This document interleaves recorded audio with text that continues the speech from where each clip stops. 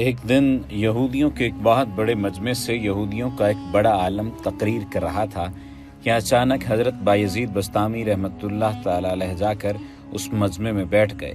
ان کے بیٹھتے ہی یہودی عالم کی زبان بند ہو گئی۔ مجمع میں شور ہوا کہ حضرت بولتے کیوں نہیں؟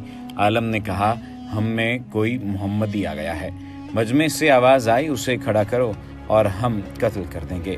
کہا، نہیں بھائی، جو محمدی ہو وہ کھڑا ہو جائے۔ حضرت بایزید بسطامی کھڑے ہو گئے۔ یہودی نے کہا، میں جو سوال کروں گا کیا تو جواب دے گا؟ بایزید نے کہا، دوں گا۔ حضرت بایزید نے کہا، اور میں صرف ایک سوال کروں گا، کیا تو جواب دے گا؟ یہودی عالم نے کہا، دوں گا۔ سوالات و جوابات کا سلسلہ دراز ہوا۔ یہودی عالم نے پوچھا، ایک بتاؤ جس کا دوسرا نہیں ہے۔ حضرت بایزید بسطامی نے فرمایا، اللہ ایک ہے، اس کا دوسرا نہیں ہے۔ یہودی عالم نے پوچھا، دو بتاؤ جس کا تیسرا نہ ہو۔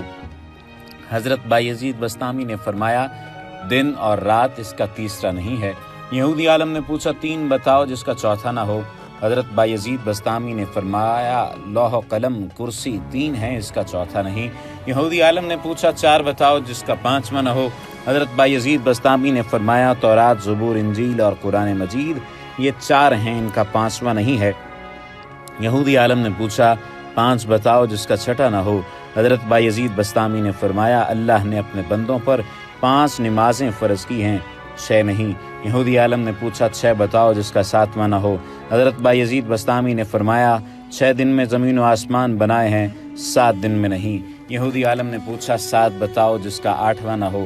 حضرت بایزید بسطامی نے فرمایا، میرا رب کہتا ہے، میں نے 7 آسمان بنائے ہیں، اس کا 8واں نہیں۔ یہودی عالم نے پوچھا، 8 بتاؤ جس کا 9واں نہ ہو۔ حضرت بایزید بسطامی نے فرمایا، میرے رب کے عرش کو 8 فرشتوں نے اٹھایا ہوا ہے، 9 نے نہیں۔ یہودی عالم نے پوچھا، وہ 9 بتاؤ جس کا 10 نہ ہو۔ حضرت بایزید بسطامی نے فرمایا، حضرت صالح علیہ السلام کی قوم میں 9 بڑے بدماش تھے، اس میں 10واں نہیں تھا۔ یہودی عالم نے پوچھا، وہ 10 بتاؤ جس کا 11واں نہ ہو۔ حضرت بایزید بسطامی نے فرمایا، حج میں کوئی غلطی ہو جائے تو اللہ نے ہمیں 7 روزے وہاں رکھنے اور 3 گھر پر رکھنے کو کہا ہے، یہ 10 ہیں، 11 نہیں۔ یہودی عالم نے پوچھا، وہ 11 بتاؤ جس کا 12 نہ ہو۔ حضرت بایزید بسطامی نے فرمایا، حضرت یوسف کے 11 بھائی تھے، 12 نہیں تھے۔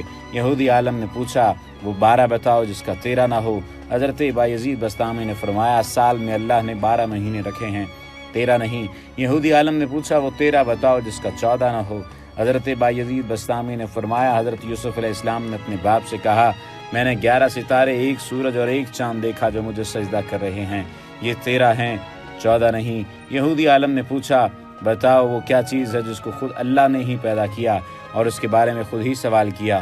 حضرت بایزید بسطامی نے فرمایا، حضرت موسیٰ علیہ السلام کا عصا اللہ کی پیداوار ہے، لیکن خود ہی سوال کیا۔ قرآن پاک میں ہے کہ اے موسیٰ، تیرے ہاتھ میں کیا ہے؟ یہودی عالم نے پوچھا، بتاؤ سب سے بہترین سواری کیا ہے؟ حضرت بایزید بسطامی نے فرمایا، گھوڑا۔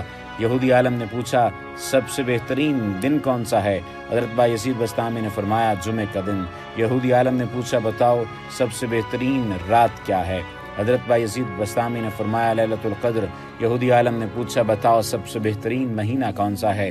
بایزید بسطامی نے فرمایا، ماہ رمضان المبارک۔ یہودی عالم نے پوچھا، بتاؤ وہ کون سی چیز ہے جس کو پیدا کر کے اللہ نے اس کی عظمت کا اقرار کیا؟ حضرت بایزید بسطامی نے فرمایا، اللہ نے عورت کو مکار بنایا اور اس کے مکر کا اقرار کیا، فرمایا کہ عورت کا مکر بڑا زبردست ہے۔ یہودی عالم نے پوچھا، بتاؤ وہ کون سی چیز ہے جو بے جان ہے مگر سانس لیتی ہے؟ حضرت بایزید بسطامی نے فرمایا، والصبح اذا تنفس، میرا رب کہتا ہے مجھے صبح کی قسم جب وہ سانس لیتی ہے۔ یہودی عالم نے پوچھا، بتاؤ وہ کون سی 14 چیزیں ہیں جنہیں اللہ پاک نے اطاعت کا حکم دیا، ان سے بات کی؟ حضرت بایزید بسطامی نے فرمایا، 7 زمین، 7 آسمان۔ اللہ نے 7 زمینیں، 7 آسمان بنائے اور ان 14 کو خطاب فرمایا کہ میرے سامنے جھک جاؤ، تو ان 14 کے 14 نے کہا، یا اللہ، ہم آپ کے سامنے جھک رہے ہیں۔ یہودی عالم نے پوچھا، وہ کیا ہے جسے اللہ نے خود پیدا کیا اور پھر اللہ نے اسے خرید لیا؟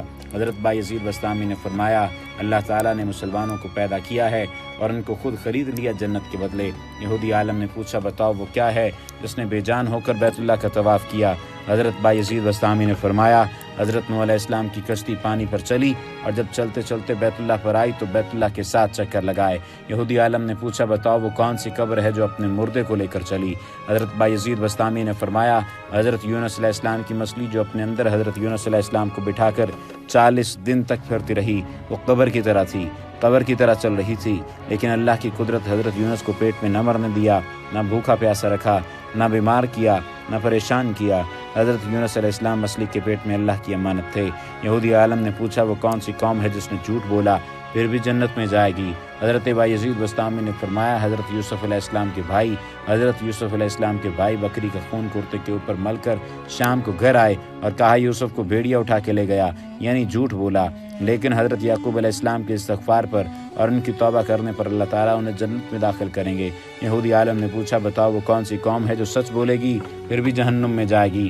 حضرت بایزید بسطامی نے فرمایا یہودی و عیسائی ایک بول میں سچے ہیں۔ یہودی کہتے ہیں عیسائی باطل پر ہیں اور عیسائی کہتے ہیں یہودی باطل پر ہیں، اس میں دونوں سچے ہیں لیکن دونوں جہنم میں جائیں گے۔